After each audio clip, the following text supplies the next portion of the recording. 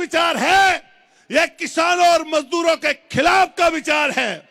इसलिए एक एक नौजवान कमर कस लेना, 2 दिन बीच में है, इम्तिहान की घड़ी आने वाली है। जिस दिन चुनाव होता है उस दिन प्रशासन डिस्टर्ब करता है, लेकिन जब जनता निकल के आती है, प्रशासन हो या नेता, सबकी सिट्टी पुट्टी गुम हो जाती है। नहीं हो जाती। और इस समय क्लियर है चुनाव, बस आपको जातियों को जोड़ना है। जिस तरह बात हुई मीना समाज की, जिस तरह बात हुई धाकड़ समाज की, जिस तरह बात हुई हमारे मेघवाल समाज की, दलित भाइयों की, जिस तरह बात गुजर भाइयों की हुई, माइनॉरिटी के लोगों की हुई, इसके साथ साथ कश्यप प्रजापति जो 36 बिरादरियां हैं, जब उनको घरों से निकाल लोगे तभी आपकी जीत सुनिश्चित होगी। बड़ी जीत सुनिश्चित तभी होगी। इसलिए घर घर चले जाना, एक एक जगह पहुंच जाना। जो लोग चुनाव लड़ते हैं, जो लोग चुनाव लड़वाते हैं, उनको इस बात की जानकारी है कि प्रशासन डिस्टर्ब करने के लिए कई बार दिक्कतें करता है। कोई मत घबराना। अरे थाने में कोई पकड़ ले तो पकड़ लेगा, 5 बजे छूट जाओगे, कोई कुछ नहीं कर पाएगा। और ये तो 8 महीने जेल में रहा निर्दोष, 40 दिन फिर जेल भेज दिया। क्या आप घबरा रहे हो जेल जाने से? कौन घबरा रहा है? ये बड़े बड़े जितने लोग बैठे हैं, ये कोई घबराने वाले हैं? पूरे हिंदुस्तान की आवाज आपके बीच में आई बैठी है। जैसे हेलीकॉप्टर घूमा हनुमान बेलीवाल जी का, मैंने देखा जोश 4 गुना हो गया लोगों का। हो गया नहीं हो गया? जोर से बताओ, हो गया नहीं हो गया? ये दमदारी का काम है, और दमदारी कोई सीखे तो इन मंच वाले लोगों से सीखे। मैं अपनी बात को खत्म करते हुए यही कहूंगा कि हम साथ थे, साथ हैं और साथ खड़े रहेंगे। लेकिन एक बात लास्ट करते हुए अपने विशेषकर गुर्जर समाज के नौजवान साथियों से कह के जाऊंगा, 36 बिरादरियों के साथ साथ, क्योंकि कोई विधायक एक जाति से नहीं बनता, लेकिन मैं अपने गुर्जर समाज के लोगों से स्पेशली दरखास्त करके जा रहा हूं कि जब गुर्जर और मीणा की बात चली, जब राजपूत और जाट की बात चली, जब और जातियों की हिंदू और मुसलमान की बात चली, तो एक भी गुर्जर समाज का वोट इस समय अलग नहीं जाना चाहिए। बेशक हमारे भाई बड़े उधर कुछ खड़े नजर आ रहे हो, लेकिन इशारा उनका नरेश की तरफ ही है या नहीं बता दो। अरे बहुत परेशान किया। अब वो नारा तो मैं लगा नहीं पाऊंगा, भाया है भाया, ये तो गुड़ा साहब ही लगाएंगे, लेकिन सबके पास क्लियर है बात। लेकिन हाथ उठाइए, एक बार अपनी बात खत्म करते हुए कहना चाहता हूं, दोनों हाथ उठाइए और कसम खाइए कि 11 तारीख को पोलिंग खत्म होने तक, एक एक वोट डलवाने तक और फिर 14 तारीख की गिनती तक आप डटकर मिलकर इन चोरों का सामना करेंगे। बताइए तैयार है सब लोग? तो नारा लगाएंगे जोर से सब लोग इकट्ठे होकर। मेरी बात खत्म, जोर से बोलिए जय भीम। मुट्ठी बंद करिए, एक एक आदमी की आवाज जानी चाहिए। बोलिए जय भीम, जय भीम, जय फूले। जोर से बोलो जय फूले, जय भीम। चौधरी चरण सिंह अमर रहें। जोर से बोलिए चौधरी चरण सिंह अमर रहें, कर्नल करोड़ी अमर रहें। बोलिए देवनारायण भगवान की, बोलिए देवनारायण भगवान की, बोलिए तेजाजी महाराज की, बोलिए गुरुओं संतों की, सारे गुरुओं संतों की। बहुत बहुत धन्यवाद, बहुत बहुत आभार, बहुत बहुत शुक्रिया। नमस्कार, जय हिंद, जय भीम। धन्यवाद प्रधान साहब। चूंकि समय की कमी है, इसलिए मैं अब हम सबके मार्गदर्शक इस इलेक्शन कैंपेन में नरेश भाई के सारथी की भूमिका में आदरणीय राजेंद्र सिंह जी गुड़ा, राजस्थान सरकार के पूर्व मंत्री सम्मानित गुड़ा साहब से निवेदन करूंगा, हम सबको संबोधित करें।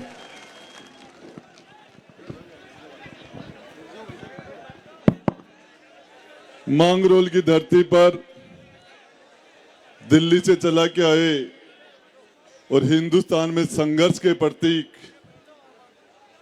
इस भाजपा की डबल इंजन की सरकार ने जिनके साथ जुल्म और सितम किए, जेल की यातनाएं दिलाई, और उसके बाद भी भाई नरेश की तरह अपने संघर्ष की धार को और ज्यादा तीखा करके लड़ाई लड़ने वाले आम आदमी पार्टी के फाउंडर मेंबर, आपका हाडोती और अंता की धरती पर बहुत बहुत स्वागत है। आज हनुमान जी बेनीवाल साहब जो पूरे संघर्ष के प्रतीक, ये मंच बहुत स्पेशल है और हकीकत में नरेश भाई इस मंच पर अच्छे गुर्दे वाले कलेजे वाले लोग ही बैठे हैं।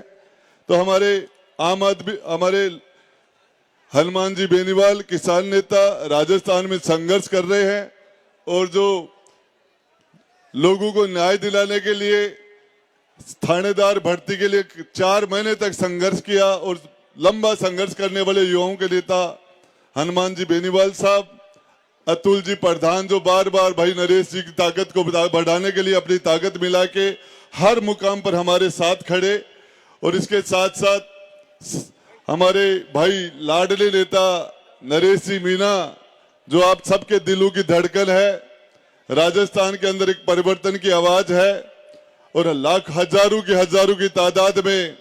हजारों की तादाद में इस मांगरोल की धरती पर मेरे नौजवान साथियों, बुजुर्गों, मां जगदम्बा के समान माता और बहनों, हमारे मोतियों समय प्यारे बच्चों, आपने सारे नेताओं को सुन लिया। अभी हनुमान जी को, संजय सिंह जी को हेलीकॉप्टर लेके जाएंगे और इनका हेलीकॉप्टर अंधेरा होने के बाद लैंड नहीं करेगा, इसलिए ज्यादा समय नहीं है बोलने के लिए। ये चुनाव, अरे भैया मुझे पता है तुम्हारा सुसु आ रहा होगा, लेकिन मैं भी सोता नहीं हूं आजकल। बैठ जाओ थोड़ी देर। मैं आपको बताना चाह रहा हूं, बैठ जाओ भैया। पता है मुझे सुसु आ रहा होगा, पानी की प्यास तो तुम सहन कर लोगे, पर सुसु को कैसे रोके। ये चुनाव अंता का एक अलग से चुनाव है। राज के लगभग 2-2.5 साल निकल गए, 2.5-3 साल का चुनाव है। इससे कोई सरकार बन भी नहीं रही है, सरकार बिगड़ भी नहीं रही है, लेकिन इस चुनाव ने भाई नरेश आपने एक ऐसी क्रांति कर दी कि पहली बार कांग्रेस के वो नेता जो सांप और नवेली की तरह एक दूसरे से दुश्मनी रखते थे, आपने सचिन पायलट साहब को, अशोक गहलोत जी को, भंवर जितेंद्र सिंह को, रंधावा को, सारे के सारे लोगों को एक मंच पर लाके खड़ा कर दिया। मैंने मेरे 20-25 साल के राजनीतिक जीवन में कभी किसी प्रभारी मंत्री को गांव-गांव में धूल फांकते हुए मैंने नहीं देखा। रंधावा गांव-गांव में धूल फांक रहा है।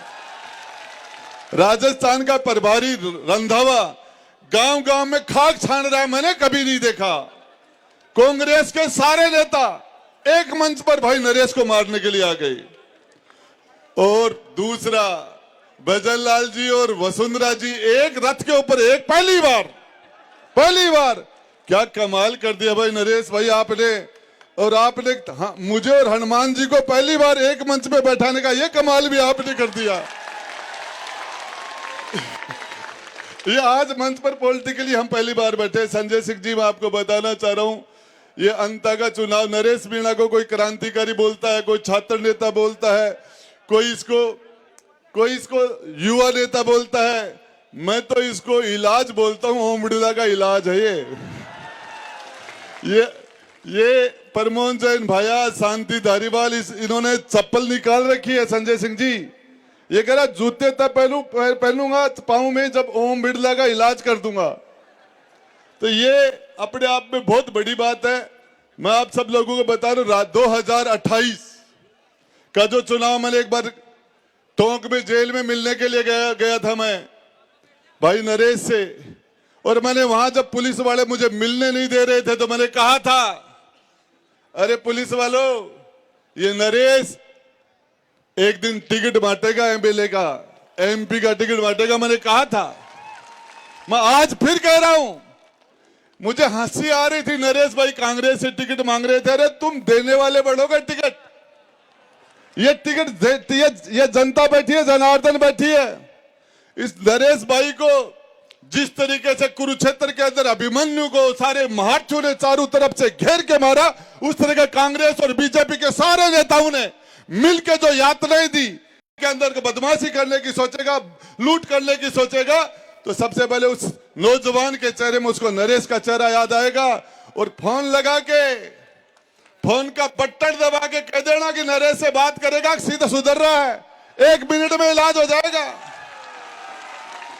14 तारीख के बाद में आपके मोबाइल के एक बटन के अंदर करंट निकलेगा, उस करंट से आपके सामने खड़ा हुआ कलेक्टर पटवारी बन जाएगा, आपके सामने खड़ा हुआ एसपी सिपाही बन जाएगा, डॉक्टर मरीज का ठीक तरीके से इलाज करेगा, तहसीलदार रिश्वत नहीं लेगा, एसडीएम सुधर जाएंगे।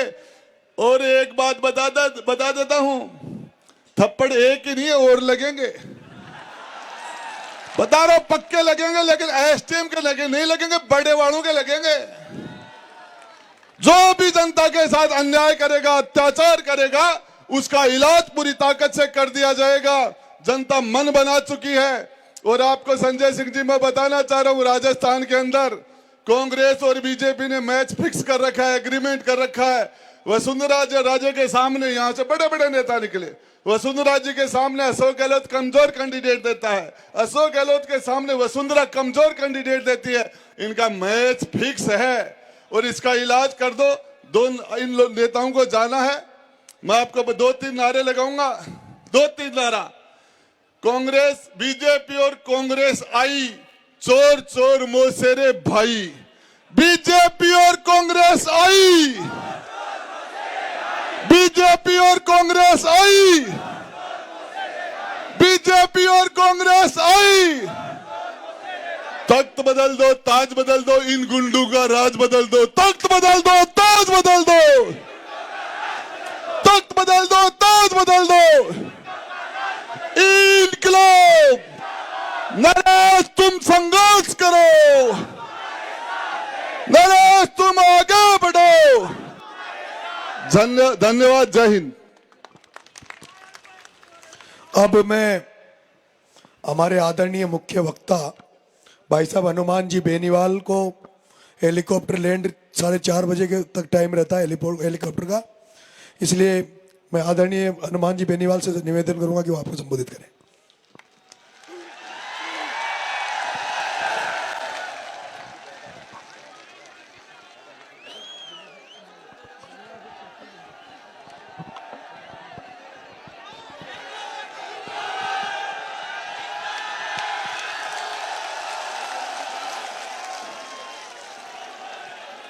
हाड़ौती की धरती पर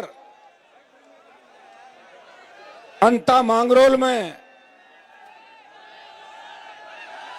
आज इस ऐतिहासिक रैली के अंदर मंचासीन आप पार्टी के बड़े नेता, बड़े भाई और जिनको मोदी की ईडी और सीबीआई ने बार बार परेशान करके जेल के अंदर डाला, गरीब पीड़ित शोषित किसान की हमेशा राज्यसभा के अंदर मजबूती से आवाज उठाने वाले संजय सिंह जी, हमारे उत्तर प्रदेश से समाजवादी पार्टी के बड़े नेता विधायक अतुल प्रधान जी, राजस्थान सरकार के पूर्व मंत्री और इस चुनाव का संचालन कर रहे हैं राजेंद्र गुडा जी, मध्य प्रदेश से पधारी बड़ी बहन ममता जी मीणा, छोटे भाई और हाड़ौती का ही नहीं, राजस्थान के लाडले विश्वविद्यालय के समय से संघर्ष और जिनके जीवन के अंदर संघर्ष ही संघर्ष लिखा है। लेकिन मैं आपको बता दूं कि नरेश के संघर्ष से इस बार विधानसभा का नाम है अंता, और अंता का मतलब होता अंत करना। कांग्रेस और भारतीय जनता पार्टी का अंता से आप अंत कर दो। मारवाड़, शेखावाट और बीकानेर डिवीजन के अंदर और शेखावाटी में हम 28 के अंदर इन दोनों पार्टियों का अंत कर देंगे, ये मैं विश्वास से आपको दिलाना है। देखिए, इच्छा तो थी 2-2 घंटे हम सब आपके बीच बोलते, समय कम है। और नरेश ने भी एक दिन ड्यूटी लगाई, मेरे को कहा आपको ज्यादा तंग नहीं करूंगा, एक दिन आना मेरे लिए। वैसे तो मेरी पूरी टीम इनके साथ है। सब चुनाव देखा मैंने, जब हेलीकॉप्टर यहाँ 2 चक्कर आपका जोश देखे मैंने, वही 2 राउंड ले अंता के अंदर, तो ऊपर से दिख रहे थे, छतों पे पेड़ों पे भी बैठे थे बच्चे, टंकी पे चढ़े हुए थे सारे के सारे। और ऐसा जोश और जज्बा, और सर्व समाज 30 कौम के लोग जो 11 बजे से लेके अभी 4:30 बजे तक हिले नहीं डुले नहीं, मातृशक्ति बड़ी तादाद के अंदर यहाँ बैठी है। मुझे दुख होता है जब हाडोती अंचल, जहां से भारतीय जनता पार्टी का उदय हुआ था, बीजेपी की शुरुआत हाडोती अंचल से हुई। हमारे साइड में तो बीजेपी कोई जानता ही नहीं था पहले। मेरे जिले में तो मेरे पिताजी झंडा लाए थे, मुझे पकड़ाया, मैंने उनको हटाया, और बाद में जो आपकी हाडोती की रानी थी उससे लंबा संघर्ष हमने किया, और रानी को तो हटा दिया, लेकिन रानी के बदले फिर भजनलाल का अवतार हुआ राजस्थान के अंदर, ये भी आपने देखा होगा। आज मैं भजनलाल के खिलाफ ज्यादा नहीं बोलूंगा, नरेश को काफी ब्राह्मण वोट दे रहे मुझे लग रहा है ऐसा।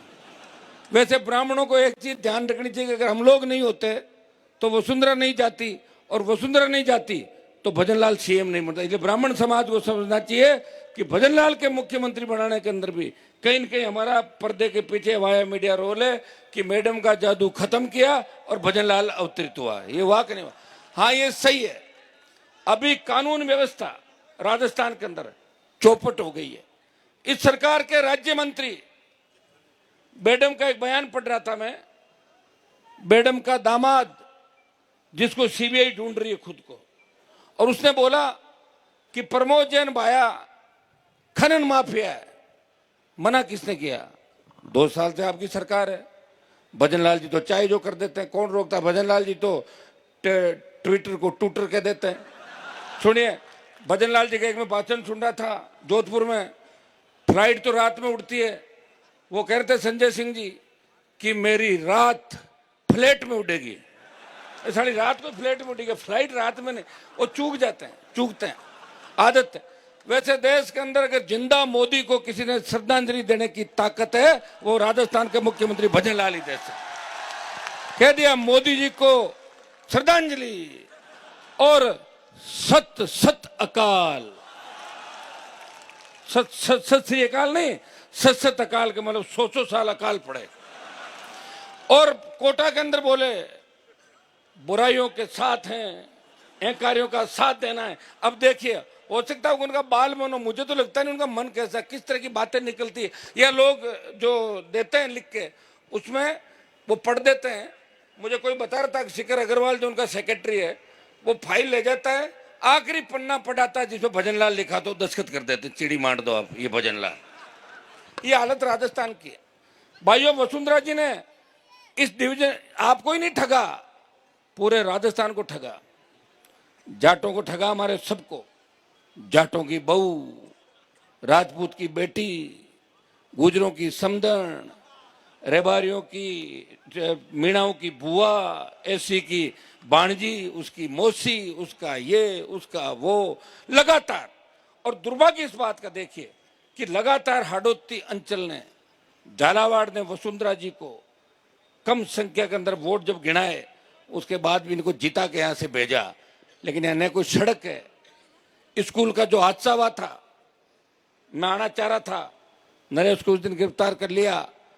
कांग्रेस पार्टी जो राजस्थान के अंदर विपक्ष की भूमिका निभा रही है, कांग्रेस के 8 सांसद राजस्थान से, जब लोकसभा चल रही थी, संजय सिंह जी, 7 बच्चे हमारे स्कूल के अंदर छत गिरने से शहीद हो गए, 6 ट्राइबल के थे, 1 ओबीसी का बच्चा था।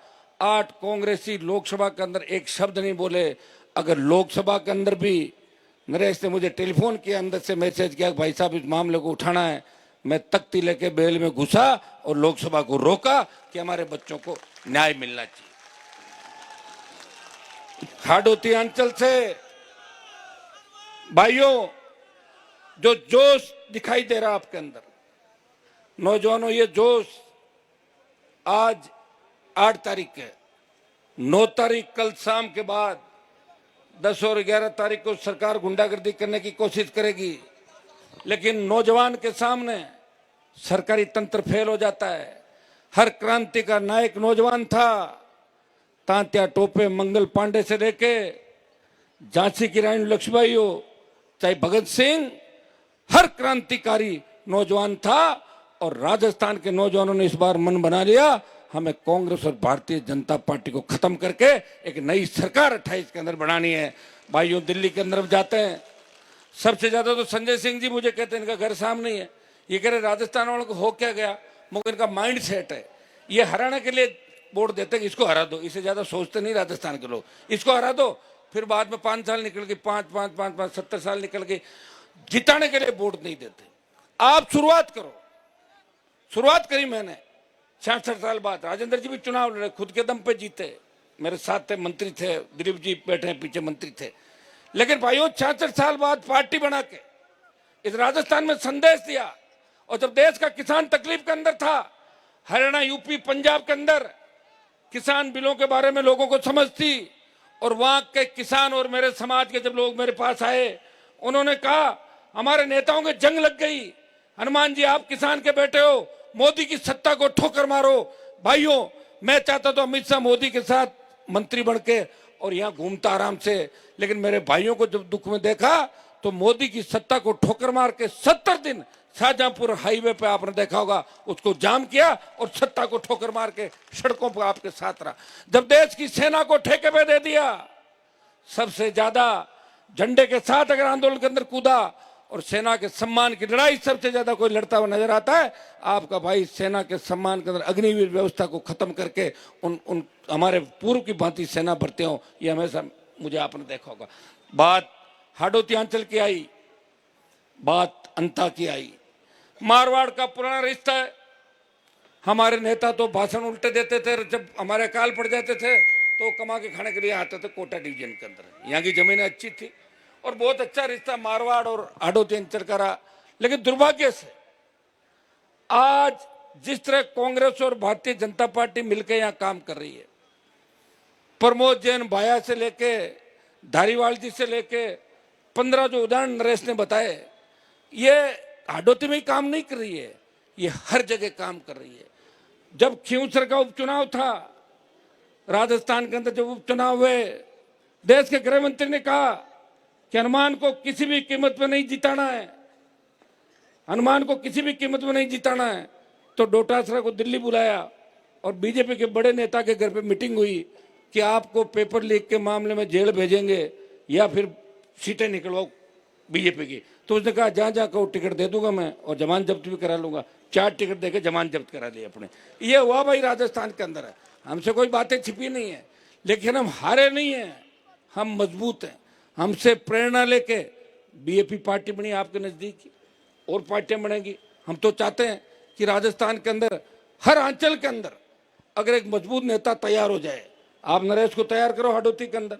नरेश हाडोती से आता है, शेखावाटी के बैठे राजेंद्र जी, दिलीप जी हमारे बैठे, संजय सिंह जी को भी ले आएंगे। इस बार कहाँ जाएंगे, हमारे साथ रहेंगे सपा वाले और सारे आप वाले राजस्थान में, इनका तो साथ रहना ही है भाई। आप भी तो यहाँ सपोर्ट करोगे सारे, और राजस्थान में बहुत बड़ा बदलाव हो सकता है। वसुंधरा जी वैसे सीएम इन वेटिंग, अभी भी इच्छा उनकी है कि मैं फटाक से सीएम बन जाऊंगी, लेकिन मैडम का भी क्या, देखो कितने बुरे दिन आए। किसी ने सोचा क्या कि वसुंधरा भजनलाल की पर्ची खोलेगी? सुना किसी ने? भाई मैं तो अगर होता तो पर्ची को या तो निगल जाता या फाड़ के फेंक देता, मेरा नाम ले लेता। मेरा नाम है दिल्ली से, क्या कर लेता कोई? वो क्या कर लेता? हो जाते, ताड़ी बज जाती, हो गया सारा। तो अब बताओ वसुंधरा पे क्या बीती होगी, और मैडम अब क्या भला कर लेगी? अंता में कह रही कि मेरी इज्जत का सवाल है। अरे कितनी बार इज्जत रखी है आपकी राजस्थान के लोगों ने। मध्य प्रदेश से आप आए, जिस झांसी की रानी लक्ष्मीबाई की हत्या करवाई गई, तुम लोगों को क्या उपाधियां मिली, तुम्हारे परिवारों के नाम आए, और राजस्थान के अंदर किस तरह लूट, चाहे 90B के घोटाले की बात हो, प्रताप सिंघवी जैसे लोग, शांति धारीवाल जैसे लोग, इस हाडोती से मुझे लगता है कि राजस्थान में दूसरी जगहों से तो चोर आते हैं, हाडोती से डाकू जीत के जाते हैं कांग्रेस भारतीय जनता पार्टी के अंदर, और वो डाका डालते हैं राजस्थान की जनता के हक और अधिकार पे। भाइयों, राष्ट्रीय लोकतांत्रिक पार्टी का गठन हमने किया किसान की कर्ज माफी को लेकर। सशक्त लोकायुक्त बने राजस्थान के अंदर। मुख्यमंत्री, मंत्री और विधायक अगर भ्रष्टाचार करे उसको पकड़ के अंदर डाल दे। भारतीय आदिवासी पार्टी के विधायक को तो पकड़ लिया क्योंकि वो आदिवासी था, किसान का बेटा था। लेकिन बीजेपी कांग्रेस के बहुत से विधायकों को मैं जानता हूं जिनके साइकिल नहीं थी, कोई रामलीला में रोल करता था पुराने जमाने के अंदर, आज पार्टियों के नेता बने हुए हैं। और उनकी जांच कौन करेगा भाई, बताओ मुझे? कोई जांच नहीं करने वाला। अभी नारा जो राजेंद्र जी ने दिया, चोर चोर मोसेरे भाई, बीजेपी और कांग्रेस आई, चोर चोर मोसेरे भाई, एक सांपनाथ दूसरा नागनाथ। नरेश को यहां से जिताओ, इनकी फन कुचलना आवश्यक हो गई। मैं इतना ही विश्वास आपको दिलाता हूं कि अगर नरेश जीतता है तो हमें सबसे बड़ी ताकत मिलेगी। मुझे तो दुख होता है, मैं किरोड़ीलाल जी मीणा के साथ था लंबे समय तक राजस्थान के, तो उनको लेके घूमता था मैं, मेरा उनसे काम नहीं था। उन्होंने मेरा यूज कर लिया। मेरी बड़ी बड़ी 5-5 लाख की रैलियां दिखा के दिल्ली में कह दिया देखो ये मेरे साथ है सारे लोग, और 2-3 मुकदमों से बचाव करके घुस गए अंदर। अब इसके पीछे पड़े। मैंने मैसेज कराया किसी से, मेरी तो बात होती नहीं है, मेरे को तो देखो क्या क्या बोला आपने, सुना था सारा। फिर भी मैं चुप हो गया क्योंकि मीणाओं से बहुत प्यार करता हूं मैं। यूनिवर्सिटी कॉलेज के जमाने से मीणा समाज के बच्चे मेरे साथ थे जिताने के लिए। तो मैंने कहा भाई डॉक्टर साहब बड़े हैं और इनको अच्छा महकमा नहीं मिला, इसलिए फर्स्ट एड है कह सकते हैं। फर्स्ट सेशन में आदमी बोल भी देता, बुजुर्ग है, और दूसरे दिन उनको बात समझ आई होगी। लेकिन मुझे लगा था कि नरेश के खिलाफ इस बार वो अंता नहीं जाएंगे, क्योंकि नरेश को मैंने किरोड़ीलाल जी के लिए उड़ते हुए पुलिस की लाठियां खाते हुए 20 बार देखा है, 20 बार इसको देखा पड़ा। अच्छा डॉक्टर साहब अगर नई पीढ़ी को तैयार नहीं करेंगे तो फिर क्या डॉक्टर साहब अमर होंगे क्या? 1000 साल उम्र है क्या डॉक्टर साहब की? यहाँ तो जो आया उसको जाना है, पता थोड़ा लगता है कब कनेक्शन कट जाए। तो नए बच्चों को तैयार करो। हमारे नेताओं ने भी नए बच्चों को तैयार नहीं किया। ये तो मैं आ गया, इन्होंने पुरानी सारी दुकानों के शटर बंद किए और नए नेता तैयार किए हर जगह। ये तो भाग गया, मुझे लग रहा है उड़ गया अपने वाला।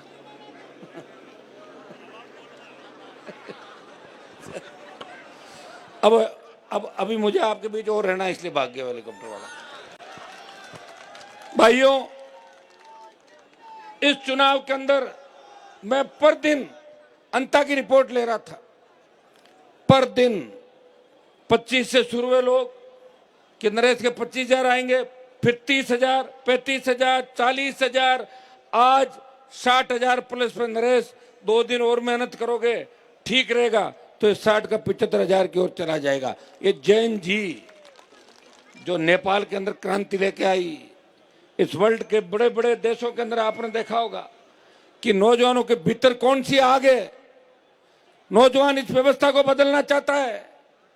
नौजवान चाहता है कि थाने तहसील कचहरी के अंदर वो किसान जाए, उसका काम हो तो उसको सम्मान कैसे मिले। नौजवान चाहता है एक तरफ गरीब और एक तरफ अमीर, ये भेद कैसे मिटे, इस खाई को कौन पाटेगा। और भाइयों, राजस्थान के नौजवान भी अब ये चाहने लग गए, जब दिल्ली में लोग कहते हैं कि आप कुछ नहीं कर सकते, आप तो कांग्रेस बीजेपी को वोट देते हो और आपका माइंड सेट है। मैं विश्वास दिलाता हूं कि हाडोती अंचल से आप अंता की सीट है, दोनों पार्टियों का अंत करके छोटे भाई को जिताओ। पूरे जो राजस्थान के तमाम अंचल है वो तैयार खड़े हैं बदलाव के लिए, और 28 में ऐसी आंधी चलेगी, इस चुनाव में पता लग जाएगा वैसे आपको, क्योंकि एक पार्टी तो कांग्रेस बीजेपी 3rd नंबर जानी है, तय है। तो इस चुनाव से ही पता लग जाएगा कि राजस्थान के अंदर बड़ी क्रांति की शुरुआत अंता की धरती से हुई। हमारे वहां तो बड़ी बड़ी हुंकार रैलियां, 5 लाख, 2 लाख, अभी बीकानेर में मैं करके आया था 1.5 लाख से 1.5-2 लाख लोगों की रैली एक उस पे आह्वान पे। और यहां जिस हिसाब से ये चुनाव चर्चा का विषय बन गया, मैं हेलीपैड पे था, हेलीकॉप्टर से बच्चे चले मुझे छोड़ने, कोई गाड़ी में था, कोई एयरपोर्ट पे, सब चिंता कर रहे थे। वो गरीब तो चिंता सारे कर रहे थे कि नरेश जीतना चाहिए। भाई पैसे वाले हमारी चिंता थोड़ी करेंगे, वो तो भाया की चिंता करेंगे, धारीवाल की करेंगे, दूसरों की करेंगे, या जो दूसरे सेठ है उनकी चिंता करेंगे। भाइयों, फसल बीमा का जो पैसा प्रीमियम आपसे ले लेती है और कितने बड़े घोटाले हो रहे हैं। घोटाले कर कौन रहा है? आपके लीडर जो फसल बीमा कंपनियों में कहीं न कहीं पर्दे के पीछे से मिले हुए हैं। यहां समर्थन मूल्य पे खरीद नहीं हो रही। 25 क्विंटल खरीद की बात थी, वो राइडर हमने संघर्ष करके हटवाया, 40 क्विंटल में गया, लेकिन उसके बावजूद भी टोकन बंद हो गए राजस्थान के अंदर। ये सारा सिस्टम आप समझ गए। दिल्ली से जयपुर, जयपुर से दिल्ली, हमने एक अभियान चलाया था कि सीएम हटाओ राजस्थान बचाओ। कितने लाखों ट्वीट हो गए। सरकार ने उसको बैन करा दिया, सरकार ने बैन करा दिया और कहा भाई हटा दो इन सबको। तो भाइयों, सरकार किस तरह कर रही है? फीडबैक कौन दे रहा है, कौन नहीं दे रहा है? दिल्ली में आपकी सुनवाई कौन कर रहा है? अभी जो राजस्थान के अंदर लिस्ट आई है, डीजी के बाद जितने भी अधिकारियों की लिस्ट आई है, वो सारे जब सरकार गिर रही थी अशोक गहलोत की, तब हमारे फोन टैप कर रहे थे सारे। उनको इनाम दिया है कि तुम गहलोत की सरकार बचा रहे हो, इधर तुम्हें इनाम दिया जाता है। यह है भारतीय जनता पार्टी और कांग्रेस का खेल पर्दे के पीछे। हम तो देख रहे हैं। और अभी देखो, आरएलपी का कोई विधायक है नहीं विधानसभा के अंदर। मैं तो सड़क पर ही लड़ सकता हूँ। हाँ, लोकसभा में रोज लड़ता हुआ नजर आता हूँ आपको, वहां मैं हूं अभी तक। नरेश को भेज दो, ये हमारी भी कमी पूरी कर देगा सबकी। राजेंद्र जी हम वो जब होते थे तो करते थे। ये रहेगा, ये अंदर लड़ेगा, वैसे अंदर जाएगा तो भी लड़ेगा और बाहर आ जाएगा सस्पेंड होकर। तो एक बार अंदर तो भेजो इसको। इस बार इसकी ख्वाहिश पूरी करनी है। मैं हाथ जोड़ के आपसे अपील करना आया हूं कि हनुमान बेनीवाल किसान कौम के लिए 25 साल से राजस्थान में लड़ रहा है, हर समाज के लिए। लोग मुझे जातिवादी नेता कहते हैं, लेकिन 2016, 17, 18 की मेरी रैलियां देखना, उसमें मैंने लिखा था कि ब्राह्मण बनिया राजपूत को भी आर्थिक आधार पर आरक्षण मिलना चाहिए। कहने वाले कहते रहेंगे, इनसे कोई फर्क नहीं पड़ता। जो लड़ेगा लोग उसके पीछे होंगे। कहां तो हमारे बड़े नेताओं के क्या क्या नाम होते थे, कहां चले गए पीछे, पता ही नहीं चला उनका। इसलिए भाइयों, बहुत उम्मीद के साथ नरेश की इच्छा थी कि भाई साहब हेलीकॉप्टर से आओ। हेलीकॉप्टर का जुगाड़ करने में बड़ा जोर आता, तुम जानते हो ना। और बीच में और भाग गया था, को छोड़ गया, भाग गया। को दूसरा था, दूसरा नहीं आ रहा तो गाड़ी से ही जाएंगे। सबको इस ऐतिहासिक जलसे के लिए बहुत बहुत बधाई। और यहां आने के बाद मुझे लगा, देवली उनियारा के अंदर जो एसडीएम का थप्पड़ कांड हुआ, तब नरेश के खिलाफ हमारे जाति के अधिकारियों को लामबंद किया। मेरे को मीडिया वालों ने पूछा कि हनुमान जी वो जाट था। मैंने कहा मैं उसके 4-5 थप्पड़ मारा, नरेश ने तो एक ही मारा, ठीक किया उसको। आप ये बताएं। गोविंद डोटासरा कह रहा है कि मैं बहुत बड़ी जाति से आता हूं, तो तू डराएगा क्या? तू तो कांग्रेस से निकाल दे, निर्दलीय लड़ा दो, 3000 वोट ही नहीं आए। निर्दलीय वोट लेने में बहुत जोर आता है, तो पार्टी का चिन्ह का वोट होता है। तो मैं भी उसी जाति से आता हूं। आ गया ना हेलीकॉप्टर लेके साथ में।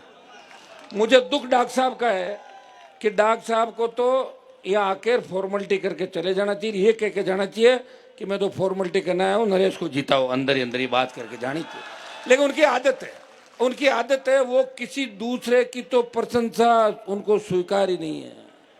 मैं सबसे ज्यादा खास रहा, मेरे वहां तो मीणा वोट कम है, लेकिन डॉक्टर साहब कह रहे ये भी ज्यादा क्यों घूम रहा, कहीं इधर नहीं आ जाए, इस साइड में जाता हूं मैं, आपके लिए लड़ता हूं, सबके लिए। आपका जो भी, मैं तो गुर्जर आरक्षण आंदोलन जब हुआ था, प्रधान जी बैठे तभी हम सड़कों पे थे।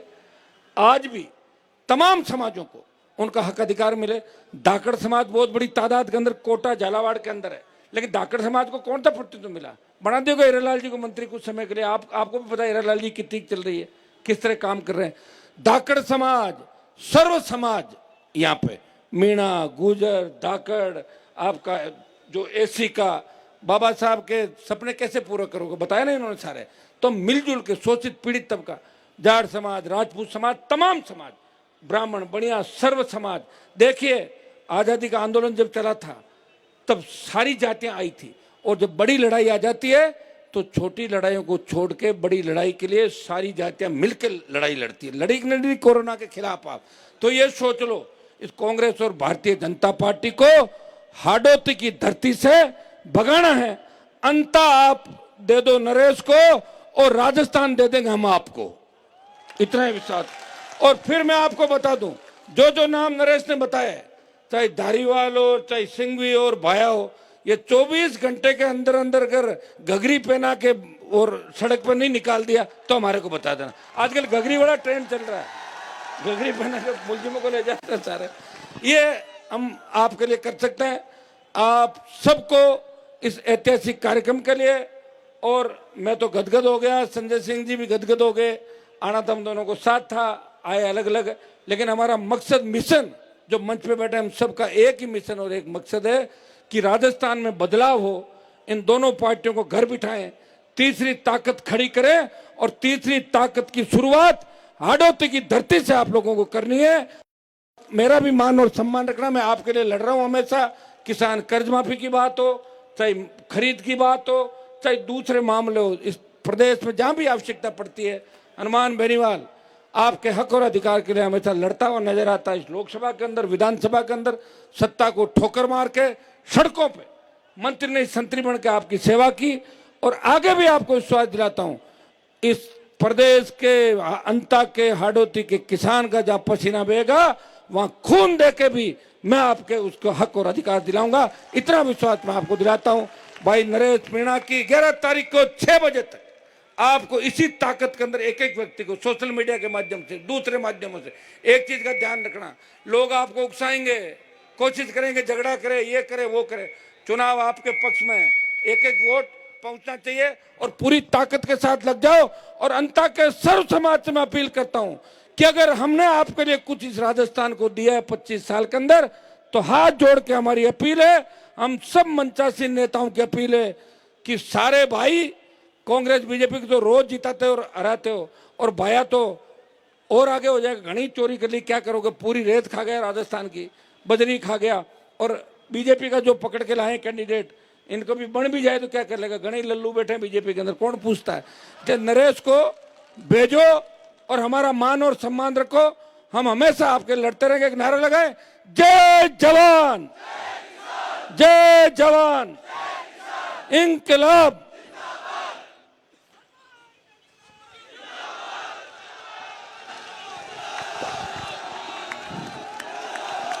हेलो भाई साहब, हनुमान जी से एक निवेदन है, हेलीकॉप्टर अगर उठ गया हो, सुनो भाई साहब, हनुमान जी अगर हेलीकॉप्टर उठ गया तो फिर आपको हमारे रोड शो में रहना है। और सुनो भाई, हमारे बीच में बैठो, एक बार बैठो, जो मुझे चाहते हैं वो बैठ जाओ, जो मुझे चाहते सब तरफ से बैठ जाओ, जो मुझे समर्थन दे रहे हैं, मुझे चाहते हैं वो बैठ जाओ, मुझे चाहने वाला एक भी खड़ा नहीं रहेगा। इधर भी जो मुझे चाहते हैं वो एक भी खड़ा नहीं रहेगा। सामने वो दीवारों पे खड़े जो मुझे चाहते हैं वो बैठ जाओ। इधर भी ये लंबे बाल वाले जो मुझे चाहते हैं वो बैठ जाओ, जो नहीं चाहते वो खड़े रहो। मेरे भाइयों, हमारे बीच में हमारे मुख्य वक्ता आदरणीय संजय सिंह जी हैं, और संजय सिंह जी को सुनने के लिए जब वो बोलते हैं तो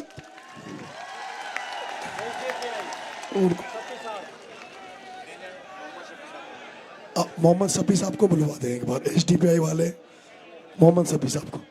और हमें यहाँ समर्थन देने हमारे जो एसडीपीआई के राष्ट्रीय उपाध्यक्ष हैं मोहम्मद सफी जी, वो बोलेंगे, और उसके बाद में संजय सिंह जी बोलेंगे। और मेरे भाइयों, उसके बाद आप सबके लिए मेरे अंता के प्रधान कार्यालय पे खाने की व्यवस्था करिए। हम सारे लोग यहाँ से पैदल हम गाड़ियों से यहाँ से शीशवाड़ी होते हुए अंत तक रोड शो करेंगे। रोड शो यहाँ मुख्यमंत्री भजन लाल जी, वसुंधरा जी ने भी किया, कांग्रेस के नेताओं ने भी किया, लेकिन आज जो रोड शो होगा वो मांग रोड से लेकर अंत तक होगा। इसलिए अभी मोहम्मद सफी साहब बोलेंगे, उसके बाद संजय सिंह को आप सब सुनेंगे, और उसके बाद मेरे साथ सारे के सारे लोग अंत तक चलेंगे। मोहम्मद सफी साहब।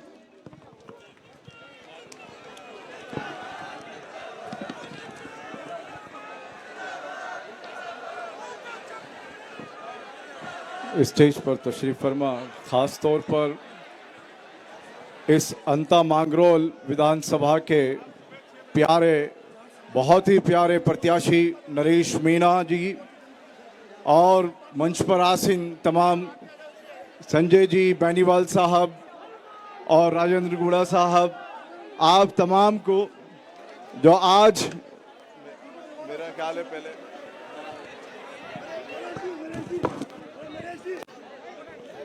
हमारे अतिथियों का स्वागत सम्मान बड़ा हार पहनाकर किया जा रहा है। इसके पश्चात सफी साहब अपना उद्बोधन जारी रखेंगे। जैसा नरेश भाई ने आपसे कहा, तो आप सब नरेश भाई के क्रांतिकारी सिपाही यहां से नहीं जाएंगे। आदरणीय सफी साहब, तो मैं बात करूं आपसे। आज यहां पर भगत सिंह जी से लेके भरत सिंह जी की बात हो रही है। इस मंच से भगत सिंह जी से लेके भरत सिंह जी की बात हो रही है, और इस इनकलाब की आंधी को, इस इतिहास को आपका भाई, हमारा बेटा नरेश मीणा उसी इनकलाब को आपके सामने लेकर आया है। आप जानते हैं, अब से पहले ईस्ट इंडिया कंपनी जो इस सोने की चिड़िया को बर्बाद करके गई, आजादी के बाद आज अडानी इंडिया कंपनी देश को खा रही है।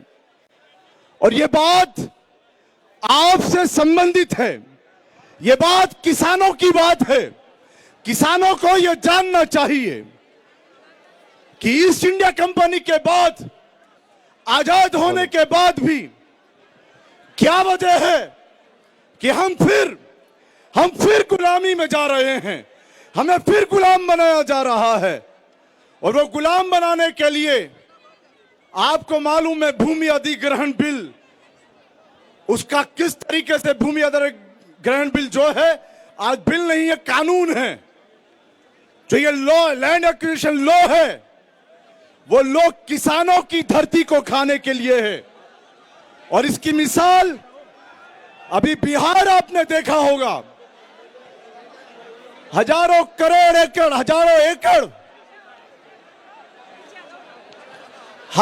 एकड़ जमीन ये सरकार ने किसानों से झपट ली, फोकट में किसानों से ले ली। और लेने के बाद सुबह से बैठे हैं, और किसानों से ये लेने के बाद अडानी को परोस दी। अरे शहर के शहर, गांव ये मोदी सरकार अडानी के लिए काम कर रही है। आसाम के अंदर 3000 बीघा जमीन किसको दे दी? अडानी को दे दी, सूखा बंदरगाह के लिए। ये बात क्यों आपसे कह रहे हैं? क्यों? क्योंकि आज देश को बचाने के लिए ये जिस तरीके से नफरत में डाल रहे हैं, ये नफरत की आंधी में हमें जो हमारे मुद्दे हैं उनसे भटका कर, याद रखिए, अगर आप लोग जानते हैं राम मनोहर लोहिया को, ये हमारे वो बुजुर्ग हैं जो इतिहास देकर गए हैं। अगर आप अभी नहीं संभले तो याद रखिए, ये देश बिक जाएगा। ये लोग एयरपोर्ट बेच चुके हैं, प्लेटफॉर्म बेच चुके हैं, खेल मैदान बेच चुके हैं। क्यों नरेश मीणा की जरूरत है? कौन है नरेश मीणा? ये सोच समझकर social democratic party of India ने, एसडीपीआई ने समर्थन दिया, साथ दिया। जो राम मनोहर लोहिया की बात मैंने कही, उन्होंने कहा था जिस दिन ये सड़क सुनसान हो जाएगी, उस दिन ये संसद आवारा हो जाएगी। ये उस संसद से निकले हुए आवारा लोग हैं। ये ओम बिरला है, धारीवाल है, या ये मनोज जैन भाया है। ये आपका नहीं है। और आपके बीच में जो लोग आ रहे हैं, जो अलग अलग आ रहे हैं, कोई प्रधान बन के, वो अपने स्कोर करने के लिए आ रहे हैं, आपकी लड़ाई लड़ने के लिए नहीं आ रहे हैं। इसलिए मैं अपनी इस बात को यहीं विराम देते हुए कि जो ये लड़ाई है, जो इन लोगों ने बदमाशियां की है, याद रखना चाहिए आपको। आजादी के वक्त भी मुसलमानों ने जब 22% थे, 40% कुर्बानी दी है। आज भी इस देश को बचाने के लिए ऐसे जवान के साथ अपना खून पसीना देने के लिए हम लोग आ गए हैं। और ये लड़ाई हाड़ौती के लाल की नहीं है सिर्फ, ये प्रदेश का लाल है। जब टोंक उनियारा से खड़ा हुआ राजधानी के पास से, तो भी लोगों ने भर भर कर वोट दिए। आज हमारा बेटा हमारे आड़ोती से खड़ा है, संता मांगरोल से खड़ा है, और तमाम मुसलमानों को यह जिम्मेदारी देके जाता हूं कि आप समझ लीजिए, और ये भी समझ लीजिए वो लोग जो भाया की दलाली कर रहे हैं, जो दलाल लिखते हैं, उन दलालों को भी ये कह के जाता हूं कि वो लोग, तुम्हारी पूछ हो गई है एसडीपीआई की मदद करने से, तुम्हारी पूछ नहीं थी। आज नरेश मीणा को हम जिम्मेदारी के साथ जिताएं, वक्त कम है, और दो ही बात कह के कि ये आज 8 तारीख है, ये 9-10 के अंदर बहुत शैतानियां करेंगे, बदमाशियां करेंगे, आपको अलग अलग बरगलाएंगे। ये जितने लोग आ रहे हैं ये भाया के लोग हैं, ये प्रदेश के भला नहीं चाहते, किसानों का भला नहीं चाहते, वो कोई भी जाति का हो, वो मुसलमान हो, कोई भी जाति का हो। याद रखिए, वो कोई हमारे देश का या प्रदेश का भला चाहने वाला नहीं है। जो प्रदेश का भला चाहता है, मैं जिम्मेदारी के साथ कहता हूं, वो नरेश मीणा को वोट डाले। बहुत बहुत धन्यवाद। जय हिंद, जय भारत, जय एसडीपी। 1 मिनट, सारे मंच वाले नीचे बैठो, सारे मंच में नीचे बैठ जाओ भैया, और पीछे वाले हट जाओ। मेरा आपसे निवेदन है, आप सब लोग नीचे जाओ। ये जो नीचे आगे बैठे हैं सब नीचे चले जाओ। भाई साहब, मीजी सारे नीचे चले जाओ। मेरा आपसे हाथ जोड़ के निवेदन है, आप सबसे निवेदन है, ये मंच टूटने वाला है। आप भी यहां से नीचे चले जाओ। अच्छा भाई, सारे खुशीराम जी नीचे जाओ, मंच टूट सकता है भैया, नीचे चले जाओ, हाथ जोड़। अच्छा, ये जो पीछे खड़े हैं, मुझे चाहते तो उधर चले जाओ, सामने जाओ, आप सब लोग सामने चले जाओ। अभी हमारे मुख्य वक्ता आदरणीय संजय सिंह जी बोलेंगे, आप सब लोग नीचे चले जाओ और सारे लोग नीचे बैठ जाओ। ये आप लोग सामने चले जाओ, सामने प्लीज प्लीज। 1 मिनट, ओ भैया आप लोग सारे चले जाओ सामने, मेरे को चाहते हो तो जल्दी करो, जल्दी करो, सामने चलो। 1 मिनट, सबसे हाथ जोड़ के निवेदन है बैठ जाओ, सबसे हाथ जोड़ के निवेदन है बैठ जाओ, सबसे हाथ जोड़ के निवेदन है बैठ जाओ। अब मैं मुख्य वक्ता, राज्यसभा सांसद, आम आदमी पार्टी के राष्ट्रीय नेता आदरणीय संजय सिंह से आग्रह करूंगा कि वो आपको संबोधित करें। आदरणीय संजय सिंह जी।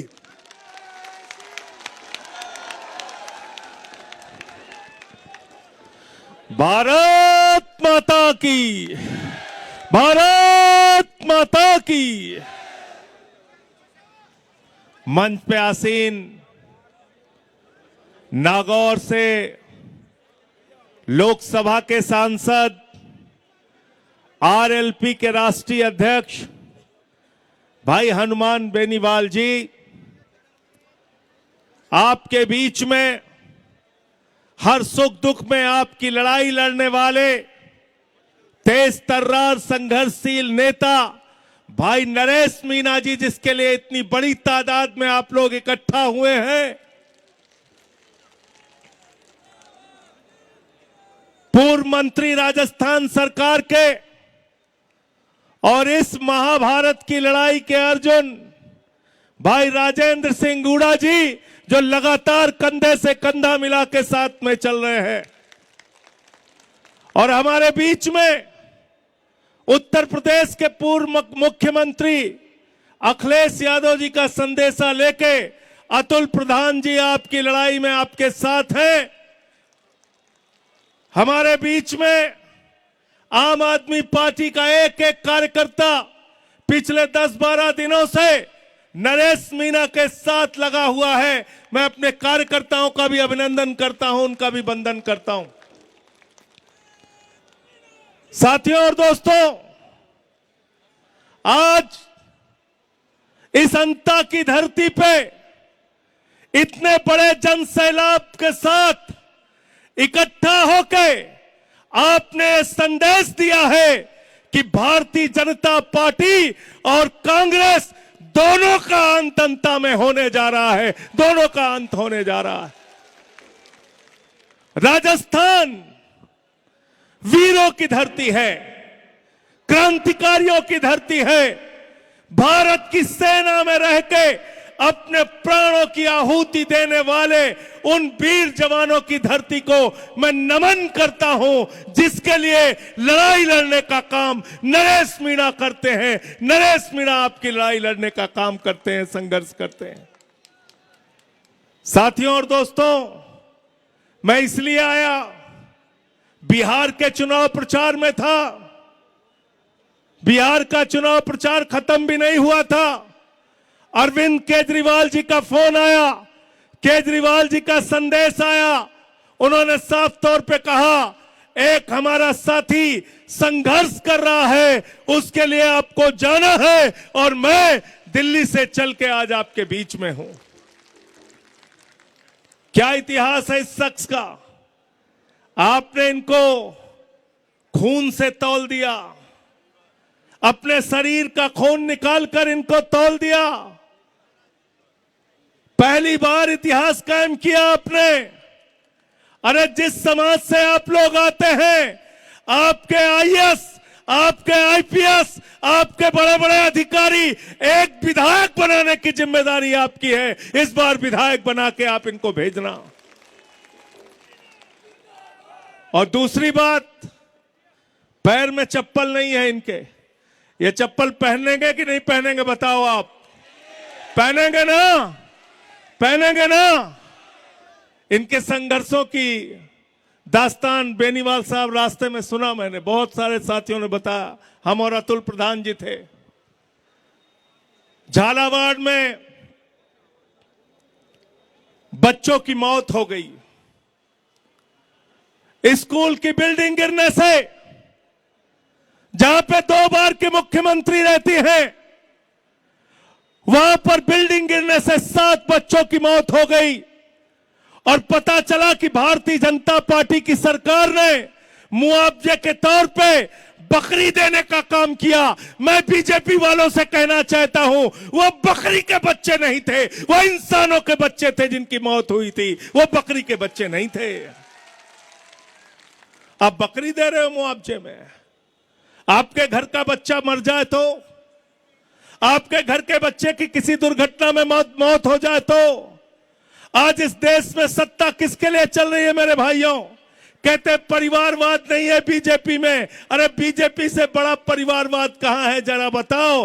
मोदी जी अभी गए थे बिहार में, कह रहे थे बिहार के लोग रील से रोजगार ले लो, राजस्थान के लोग तुम अग्निवीर बन जाओ। लेकिन जो अमित शाह का बेटा है, जिसको बल्ला पकड़ना नहीं आता, वो आईसीसी का चेयरमैन बनेगा, पाकिस्तान से क्रिकेट करा के हजारों करोड़ कमाएगा। ये कहां की व्यवस्था है बताओ, ये कहां की व्यवस्था है?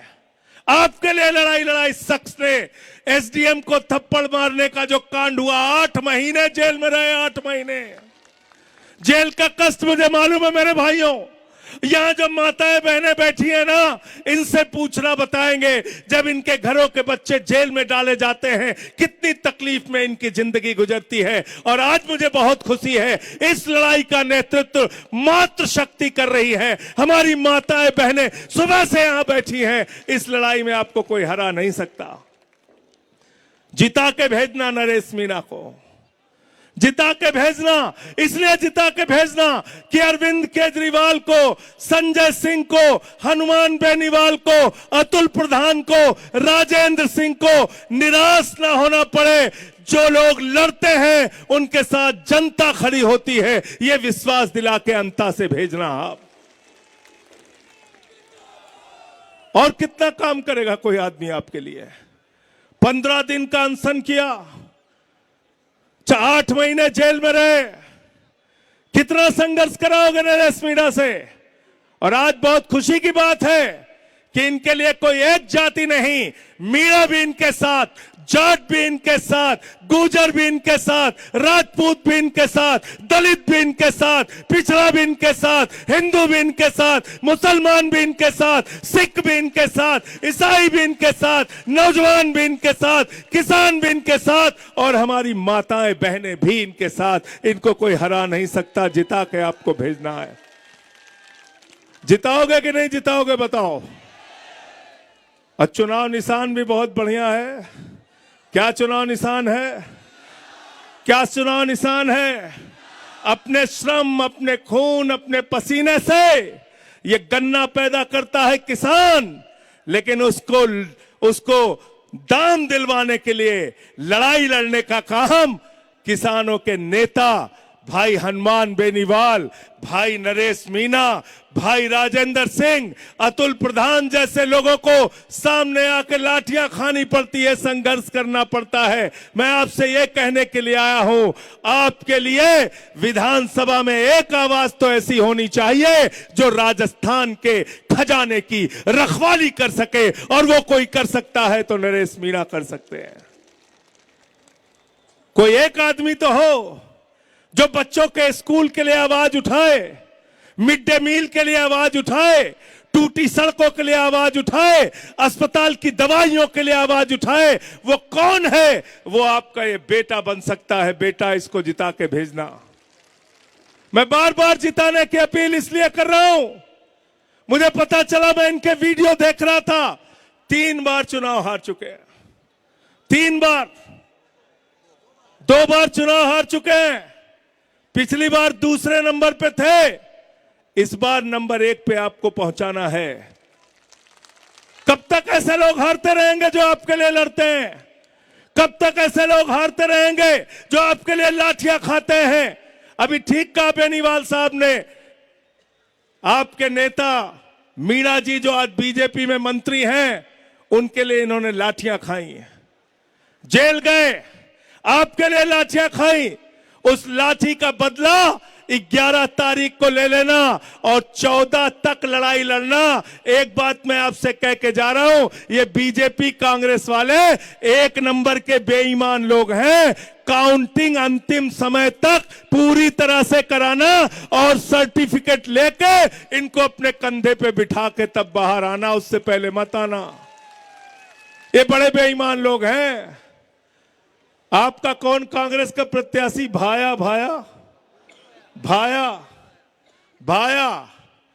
मैंने पूछा लोगों से क्या करता है, बोले गरीब आदमी, किसान, मजदूर 2 वक्त की रोटी खाता है। कांग्रेस का प्रत्याशी बजरी खाता है, रेता खाता है, मिट्टी खाता है, गिट्टी खाता है, माइनिंग खाता है, पूरी की पूरी खान खा जाता है। ऐसा प्रत्याशी कांग्रेस ने उतारा। और इनसे कौन कौन लड़ रहा है? आपके इस गरीब बेटे से कौन कौन लड़ रहा है? जिनको आपने अपना खून देकर चुनाव मैदान में उतारा है, उनसे कौन लड़ रहा है? उनसे वसुंधरा राजे भी लड़ रही हैं, उनसे पर्ची वाले मुख्यमंत्री भजन लाल भी लड़ रहे हैं, उनसे पूरी की पूरी कांग्रेस पार्टी लड़ रही है, उनसे पैसा लड़ रहा है, उनसे शक्ति लड़ रही है, उनसे पूरी सत्ता लड़ रही है। लेकिन जिसके साथ जनता होती है, उसके सामने सत्ता झुकती है। सिंहासन खाली करो कि जनता आती है। यह नारा यहां से आपको देना होगा। यह राजस्थान की वीर भूमि, अग्निवीर की चर्चा बेनीवाल साहब कर रहे थे। इन्होंने लड़ाई भी लड़ी, आवाज भी उठाई। लेकिन मैं आपको एक बात याद दिलाना चाहता हूं, सेना को ठेके पे देने की जो बात इन्होंने कही, आप कल्पना कीजिए 4 साल में सेना के जवान को आप कहते हो रिटायर होके वो घर बैठेगा, 17 साल में जवान बनेगा, 21 साल में रिटायर हो जाएगा, बाप नौकरी करेगा, बेटा रिटायर हो जाएगा। वाह मोदी जी, वाह भारतीय जनता पार्टी के लोगों, मोदी जी आपको 75 साल की उम्र में तीसरी बार भी प्रधानमंत्री बनना है और राजस्थान के बेटे को 4 साल में आप रिटायर कर दोगे। यह व्यवस्था हमें मंजूर नहीं है, यह अग्निवीर हमें नहीं चाहिए। सेना में जैसे पहले भर्ती होती थी वैसे ही भर्ती चाहिए। और इस बात को कोई उठा सकता है तो आपका ये भाई, आपका ये बेटा, ये नरेश मीणा उठा सकते हैं इस आवाज को। इसलिए अंत में इन्हीं लाइनों के साथ केजरीवाल जी का संदेशा आपके बीच में लेके आया हूं।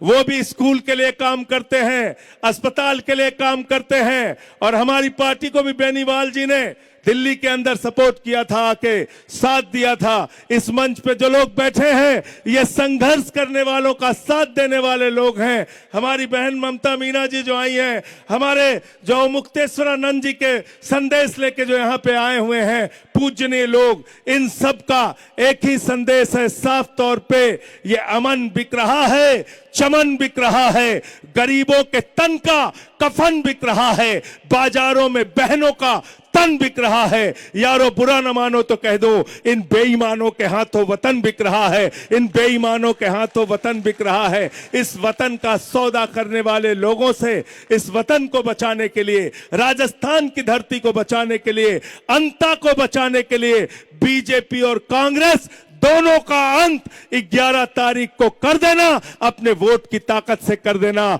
और ये बता देना कि ये देश किसी मोदी के फरमान से नहीं चलेगा, ये देश किसी भजन लाल और वसुंधरा राजे के फरमान से नहीं चलेगा, ये देश किसी कांग्रेस पार्टी के फरमान से नहीं चलेगा। ये देश अगर चलेगा तो बाबा साहब डॉक्टर भीमराव अंबेडकर के संविधान से चलेगा, बाबा साहब के संविधान से चलेगा।